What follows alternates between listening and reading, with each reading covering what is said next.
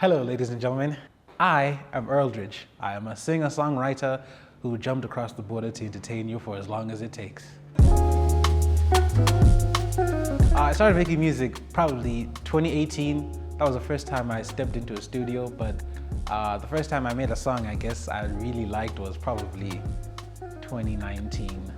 So I think, yeah, around the late 2018, 2019 region is where I would say started making music then, so that's like what, maybe 4 or 5 years ago. The reason I started making music was from a very young age, I used to be in love with writing. Shout out my grade 2 teacher, Mrs. Bueta. She got me into writing comic books, and then from writing comic books, I developed an addiction to butchering lyrics. I used to take songs I like, and then I would rewrite my own version of what I think the lyrics are saying, because my English wasn't that great at the time. And then I think after a while, I fell in love with the Jonas Brothers, and then I thought, I could do that. I tried it, and I fell in love with music more because it was something that I practiced a lot and I really, really enjoyed.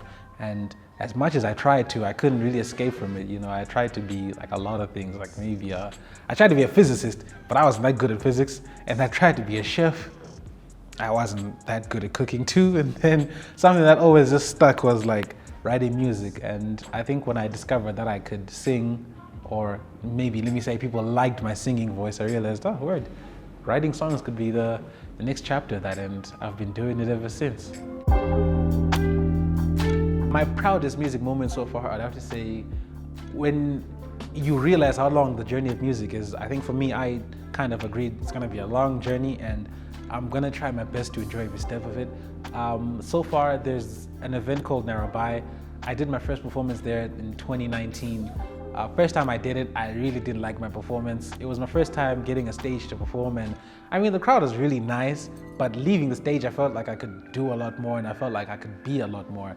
And I think after 3 years, from 2019 to 2023, I finally got back on that Narabai stage, and some people knew me, some people didn't. I performed, and there was like such an amazing reaction. It was, I think, the first time I felt like, wow, all that growth and all that practice has finally led to this exact moment. There's like a video I have of someone who like videotaped me while I was performing, and then in the video you can hear someone being like, oh my God, who is he? And then another girl goes, oh, it's Earl. And I thought, damn, I was like I think it's a moment I rewatch a lot on my phone, and I feel very proud that, like, for a lot of people who want to like rush the process, or someone who's like watched the process happen, I kind of enjoy where it's going. So like, I think that's my proudest moment in music so far. My music making process is one that's almost like religion to me because it's so special, but it's quite simple. When I write a song, I like thinking about a feeling or maybe a place, or I like music that feels like it sets into a certain time frame. In my head, it's like a story. And for me, when I write a song, I like taking my typo notepads, because I don't know why I'm so particular and very girly about this, but I love my typo notepads, writing in it with exclusively a black pen. And what I do is I usually open up a Pinterest on the side, whether on my computer or on my phone, and I listen to a beat whenever something inspires me. I just look at an image and I try to imagine, what is this person in this image hearing? And that's how I write a song. I think I've been doing that for the last 2 years, and that's what for me makes me feel very immersed in the music. If the music doesn't match the vibe I'm going for, then, you know, it ain't music, and the music gotta music, you know what I mean? Gotta match.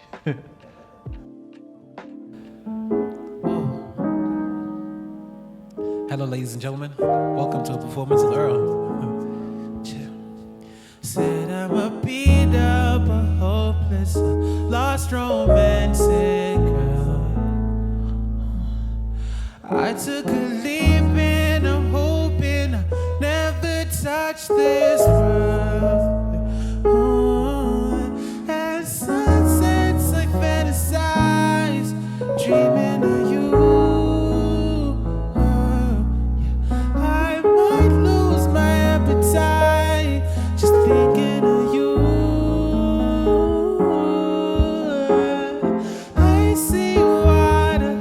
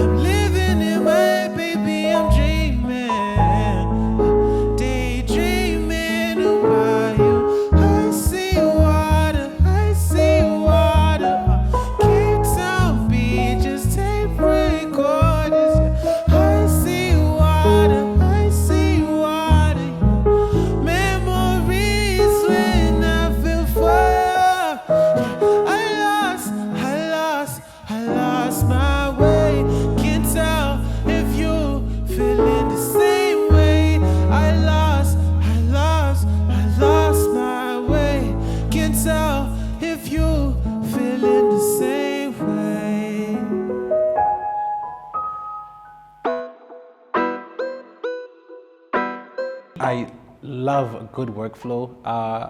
I don't know how people do it, but I really, really enjoy working with a lot of artists. I enjoy when there's a lot of contributions, when someone adds in, even if it's a small thing, whether it's a clap or whatever. On one of the songs I did, we sampled someone snoring. That's how much I enjoy the process. So I think for me, my happiest when making music is when there's a lot of people involved in what I'm doing. I like being able to share those moments with people. So if I can imagine the happiest scene for me making music, or even just creating, it's like making music with a bunch of friends, shooting video content, it taking hours but coming out how we want it to.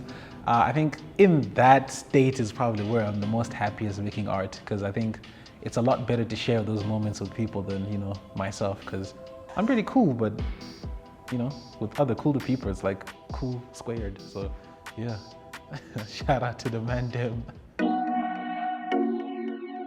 The most challenges I faced was probably at the start, because the contrast now is that my parents are probably my biggest fans, but there was a time where my dad was my biggest op. He was not with me. He was very not chuffed about what I was doing, but I came to a point where I was like, you know what, it's fine. I understand why he wouldn't want me to do it. Most of the time, he could try to like break you down, and I mean, if you're not empathetic about it, you'd think it's because he hates you. But for me, I took it as someone who really loves me and wants to take me away from that particular journey. But I decided in that moment that I have to show him why I love doing this so much and why it has to be done. So I think the earliest example I can imagine is when I was about to drop my first EP called Prologue. Shout out to that piece of music. I needed money for distribution. I asked my dad for $500. He didn't even know what it was for. I pretended like it was for shoes or something.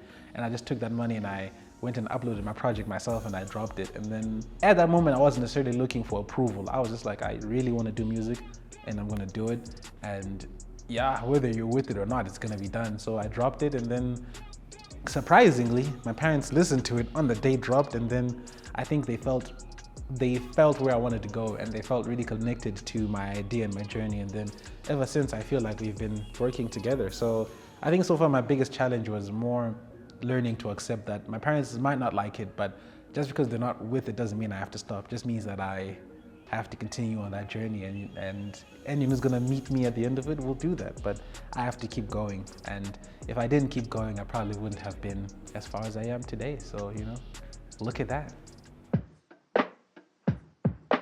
5 years from now, I hope you are working as hard as I think you're gonna be working in the future. I don't know if you'll be married. If you are, that'll be shout out to us. We did it. But I hope that you do the stuff that we said we're gonna do. Hopefully I'm not still up and coming by that time, and I've done some good stuff, because I really hope you help as many people as we are helping now. You know what, if not more. If I could speak to myself 5 years from now, I'd challenge myself to help even more people than I am right now. And yeah. If there's any advice or thoughts I'd give to younger upcoming artists, I think I'd say really love the music. As I sometimes think it's a very corny thing to say, because maybe it is a bit corny, but I think really love the music. The making of music sometimes feels very isolating and lonely, but to me, I think it's a more community-based thing. You don't make music by yourself, you make it with a lot of people. And Dave Chappelle said a really cool thing. He said that sometimes you have to be very active and understand that as much as people are living in your dream, you're alive in theirs. And I think as long as you're making music that helps other people live their dream as well, with a good spirit, and making sure that that music you're making is helping people, then I think it's a good space. I got very lucky that I got to make music with people who've turned into my best friends. And if I were to tell anyone how do you do music, I think it's to go find someone who loves music as much as you do and become great friends with them. Make music with people you genuinely love and you feel inspired by, constantly challenged by.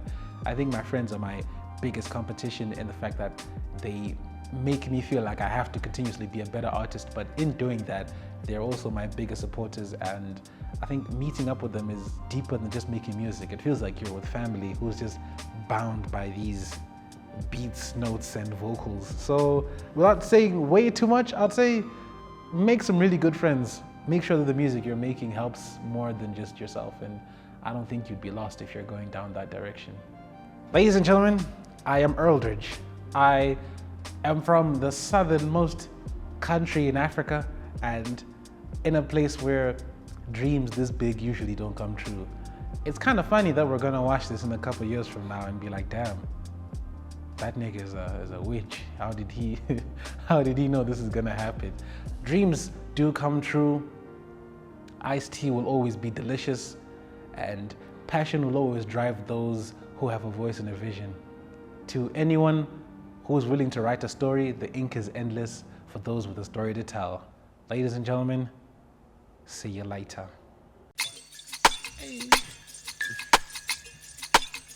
Check, check.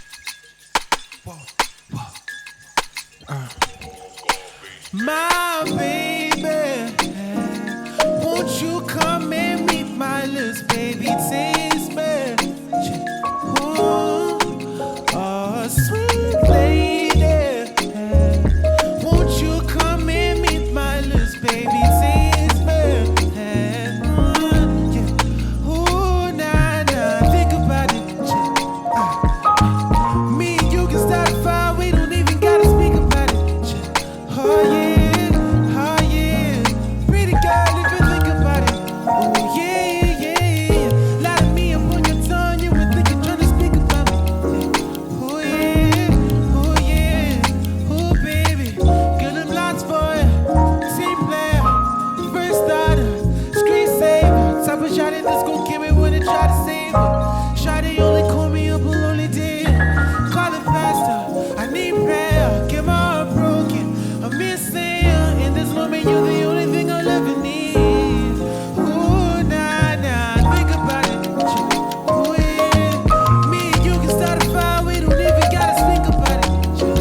Oh yeah, pretty girl if you think about it. Oh yeah, lie to me upon your tongue, you would think you're trying to speak about me. Oh yeah, girl I love your accent, baby. Body full of melanin, I bet a body just like Coca-Cola where you're happy. Deep up in the water, baby girl, yeah, I be drip up in your sauna where you are. Tell me about your 7 seas, I'm just trying to get up in your ocean jello. I'm all up in your head, baby. If it's not just for a moment, you can think about it. Oh yeah, me and you can start a fire, we don't even gotta think about it. Oh yeah, pretty girl if you think about it. Oh yeah, lie to me upon your tongue, you would think you're trying to speak about it. Speak about it, oh think about it, oh think about it, oh think about it. Oh yeah, me and you can start a fire, we don't even gotta think about it. Oh yeah, pretty girl if you think about me. Oh yeah, a lot of me upon your tongue, you would think you're trying to speak about me. I love it when you speak about me. Pretty tell me that you think about it.